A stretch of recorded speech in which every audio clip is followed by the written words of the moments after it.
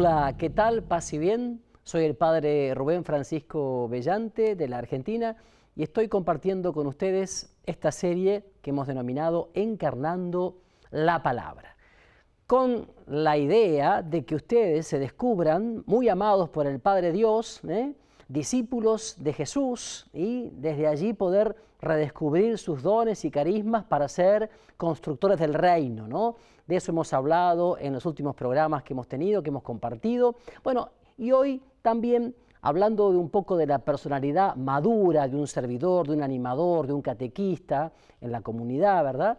Queríamos hablar un poco de quién es o cómo vive un animador, un servidor, un catequista en su comunidad cristiana, en su parroquia, en su movimiento, en su ministerio. Y fundamentalmente quería remarcar desde el último programa que hablamos de la madurez, ¿se acuerdan?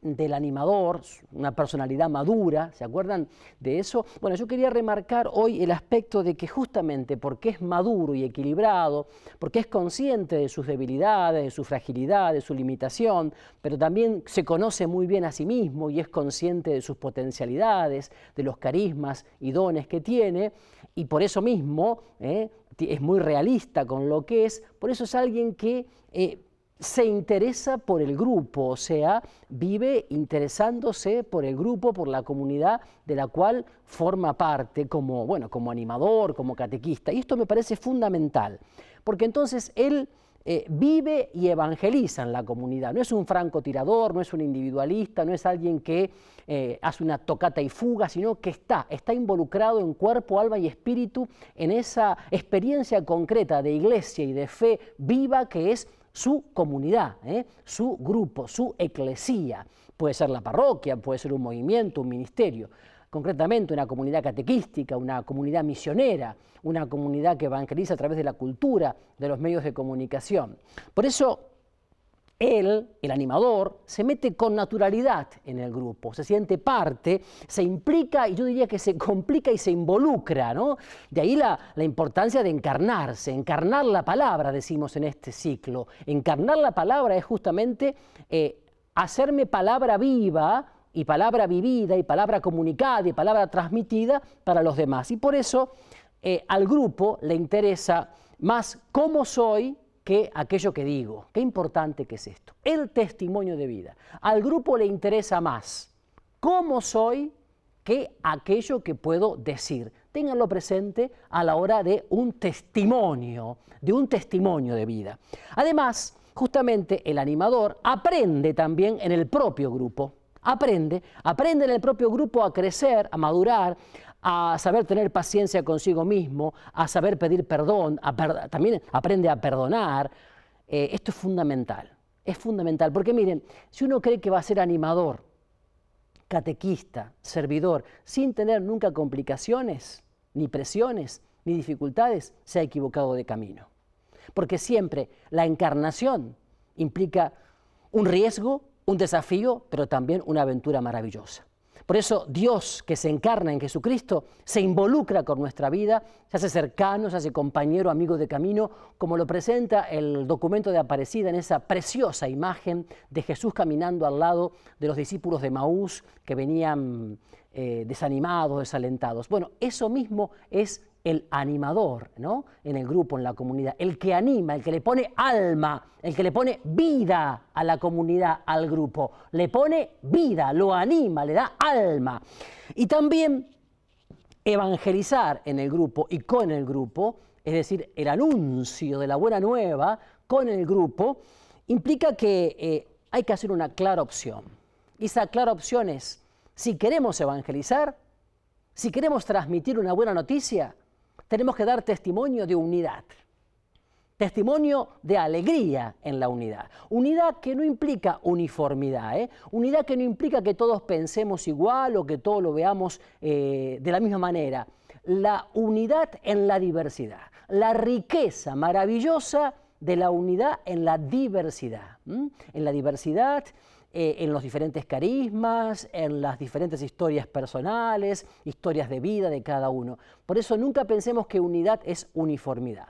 Unidad es, sí, yo diría, la multiplicidad de puntos de vista, a veces de enfoques, y recordar siempre que un punto de vista no es más que la vista de un punto, tampoco absolutizar o cerrarnos en eso. Qué importante a la hora de dialogar.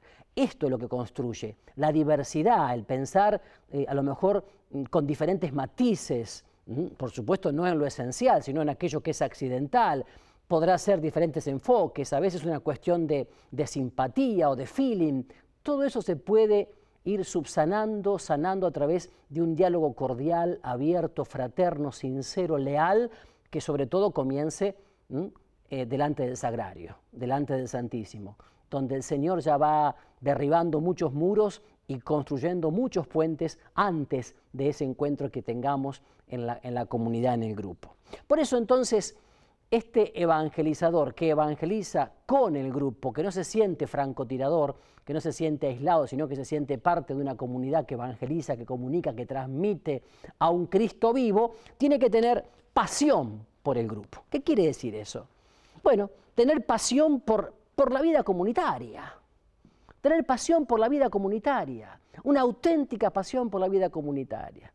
Ahí detrás mío estoy observando a ese Cristo, ¿no? Que se entrega por nosotros para que seamos comunidad, para que seamos iglesia, familia de Dios. Bueno, esto también, muchas veces el animador tiene que saber morir a sí mismo, morir a cosas incluso dignas, nobles, como un gracias que no le dieron, o no sé, una ingratitud de parte del grupo, o hasta una incomprensión, una crítica incluso. Tiene que saber perder, tiene que saber morir, como San Pablo dice, ¿no?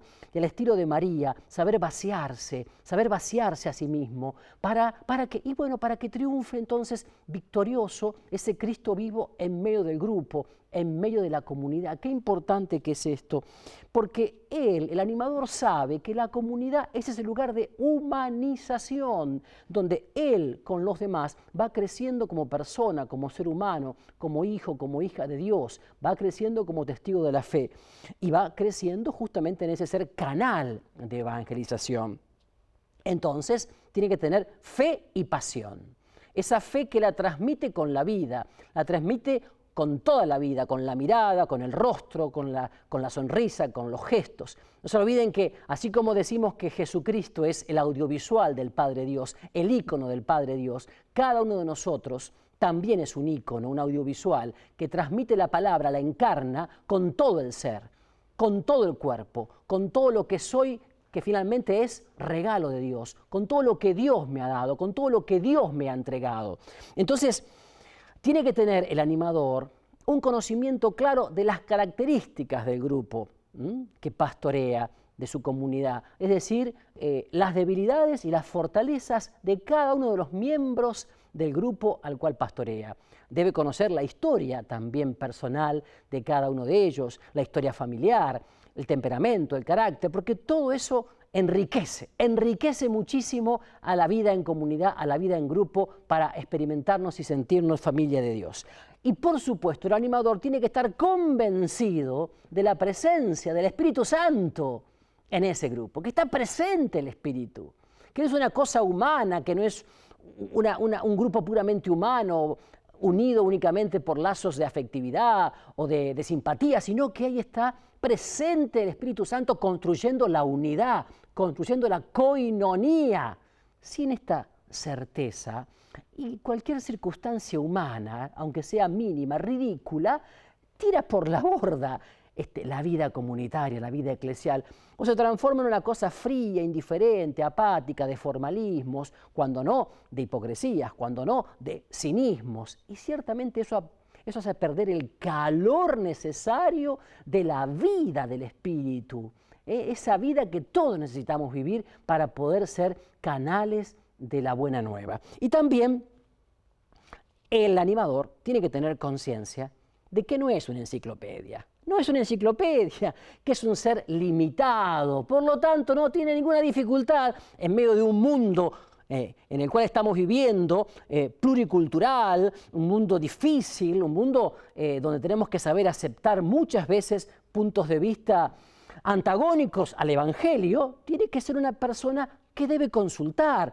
los temas que no sabe, que debe decir con toda humildad. Este tema no lo sé bien, lo voy a averiguar, lo voy a consultar y después en todo caso lo comentaremos en el próximo encuentro. Es decir, no es una enciclopedia, no es un superdotado, no es un Superman, sino simplemente es un instrumento de barro en las manos del Señor, pero que el Señor justamente hace rico. Y además, otra cosa importante, el animador, el catequista, el servidor, es evangelizado por el grupo. Claro que sí, porque bueno, es dando como se recibe. Y cuando uno se entrega, se dona, se da finalmente el testimonio de los hermanos, el testimonio maravilloso de entrega, no sé, de saber crecer, de saber perder, de humildad, de alegría, termina siendo como un boomerang, pero en el sentido positivo, ¿no? Uno termina recibiendo más de lo que da.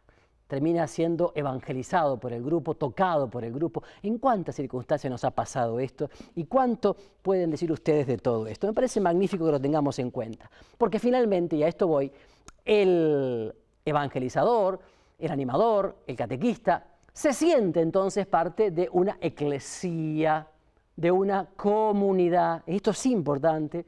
Por eso su primera preocupación son los miembros del grupo. Son los miembros de la comunidad, que no son números, son personas, son personas. Y así como Dios nos habla a cada uno por nuestro nombre, porque somos originales, únicos e irrepetibles, en la comunidad no somos un número, somos una persona, y esto es muy importante. Por eso digo, la primera preocupación del animador tiene que ser cada persona a que, como dice el Evangelio según San Juan capítulo 10, el Señor conoce por su nombre, el pastor lo conoce a cada una de sus ovejas, y qué lindo que es esto, ¿no? Por eso la primera preocupación tiene que ser también trabajar en equipo, trabajar en comunidad, y que todos podamos perder lo que traemos del mundo con minúscula, esa sed competitiva, de pisarse la cabeza unos con otros, ese individualismo, esa indiferencia, esa frialdad, que la podamos perder para vivir ya allí en la comunidad, esa experiencia anticipada de cielo en la tierra, de vida eterna aquí y ahora, justamente trabajando en equipo, en comunidad. Qué hermoso que es esto, para que la palabra se haga carne, que todos sean uno, para que el mundo crea, para que la palabra se haga carne en nuestras actitudes, criterios, gestos, palabras, miradas. Y este equipo entonces coordina la actividad de la comunidad, de otros muchos grupos, de otras mucha gente, y lo hace en esta actitud justamente de trabajar en equipo, que además es fuente inagotable de creatividad. Porque donde hay un equipo trabajando en coinonía, con la presencia del Espíritu, hay libertad interior, entonces hay fraternidad y surge la creatividad. La creatividad para no repetir las cosas que siempre se hicieron o simplemente decir, bueno, siempre se hizo así, sino preguntarnos qué quiere el Señor que hagamos en esta oportunidad, que hagamos este año, o qué sopla el Espíritu en el corazón de cada uno. Y esto es muy lindo porque nos muestra cómo realmente en la alegría y en la unidad se puede ser creativo, se puede ser ardoroso, se puede tener mucha unción para la gloria de Dios y la edificación del reino. Y una urgente necesidad es, me parece, para todos, y te lo digo a vos especialmente, una pertenencia cordial a la comunidad. Te pregunto, en este momento, ¿tenés una pertenencia cordial de corazón a alguna comunidad concreta o no? Porque en el fondo, si tu fe está debilitada, si está floja, si está bombardeada por un montón de cosas que vienen del mundo, de los medios masivos de comunicación que te confunden, que te ponen mal, ¿no será que a lo mejor tu fe no está contenida, no solamente en la oración personal, en la lectura diaria de la palabra, sino también en la vida comunitaria? Que te falta auténticamente vida comunitaria, que te falta de verdad una vivencia de un Cristo vivo en la comunidad. Mirad, yo quiero compartir con vos esto que un grupo de jóvenes hace muchos años, unos cuantos años, en la comunidad ecuménica de Taizé o Tessé, allí en Francia, escribió sobre lo que tiene que ser bueno, el sueño, digamos así, el sueño de una comunidad cristiana. Mire, dice que el sueño de una comunidad cristiana es este.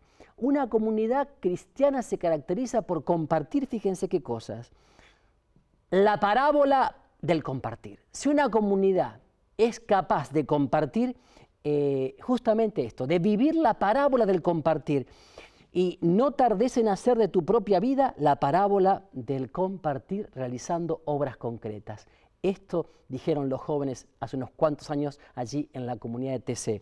Pero también una comunidad capaz de compartir bienes materiales. Fíjense qué interesante.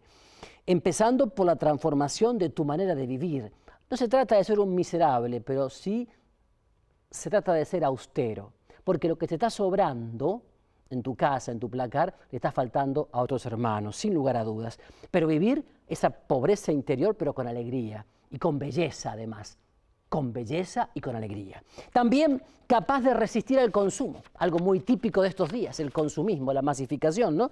Y bueno, justamente capaz de abandonar por etapas todo aquello que me quita la libertad interior para poder entregarme. También capaz de compartir tu propia vivienda, tu casa, tu hogar, haciendo de ella un lugar de permanente acogida, donde todos puedan sentirse bien, cómodos, simplificando las habitaciones, pero dando lugar y espacio para otros hermanos que quieran venir. Este es un tema muy importante, donde hoy por hoy abundan esas casas que parecen así como especies de castillos o de lugares donde no se puede entrar. Hay muchas rejas, hay muchos muros, hay muchas verjas. Y creo que en el fondo el Señor se está invitando también a compartir eso. Y también, decían los jóvenes, una comunidad capaz de compartir el trabajo para ganar lo necesario y no acumular, y capaz de compartir el amor, decía, porque si no conoces el amor humano y no sos portador de él, difícilmente podrás comprender lo que significa la lucha del ser humano por la justicia, por la verdad. Qué lindo. En síntesis, esto es lo que decían los jóvenes de TC. Y ahora te pregunto, ¿y vos qué decís? Ustedes allí, en tu comunidad, en tu ministerio, en tu grupo, ¿qué decís de todo esto? Y ahí es donde te quiero proponer esto. A ver, vamos a ver. La idea es esta. La propuesta concreta para la semana, para que lo vivas en tu comunidad. Describir el camino de tu propia fe, con personas, hechos, situaciones de tu vida que han tenido y tienen que ver con esto que estás viviendo hoy. ¿Qué fue o qué es lo que más te ha motivado a hacerte animador, catequista, servidor de una comunidad?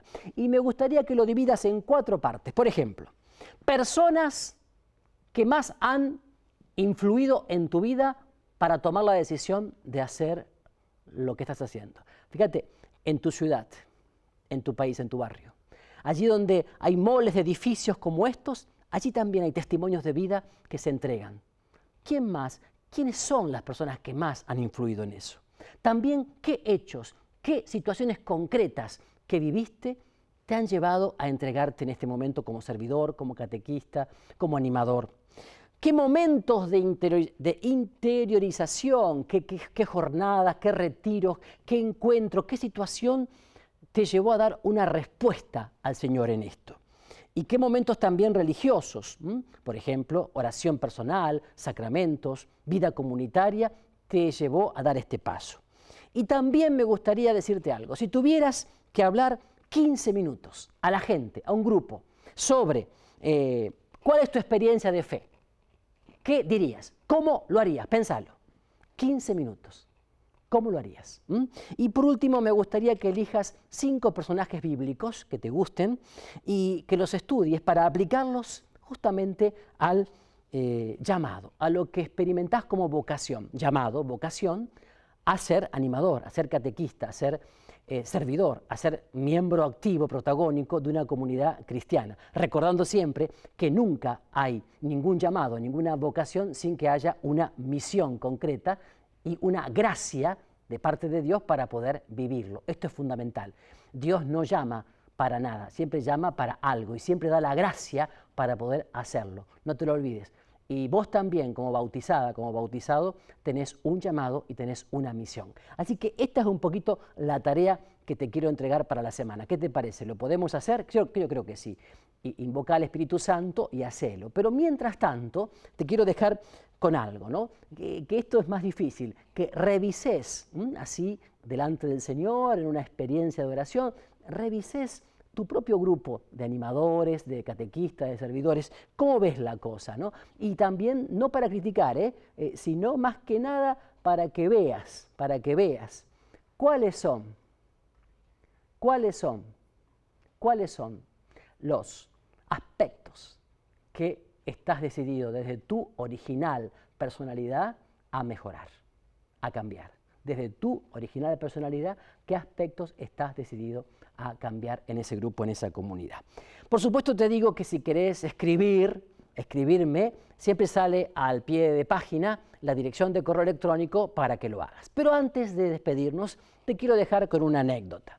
Se cuenta que una mamá que tenía un hijo pequeño que estudiaba piano, para animarlo a seguir en esa hermosa tarea de aprender a tocar ese instrumento maravilloso, lo llevó un día a un concierto en un teatro muy lindo, porque venía un gran pianista y compositor, músico polaco llamado Paderewski, y entonces lo llevó.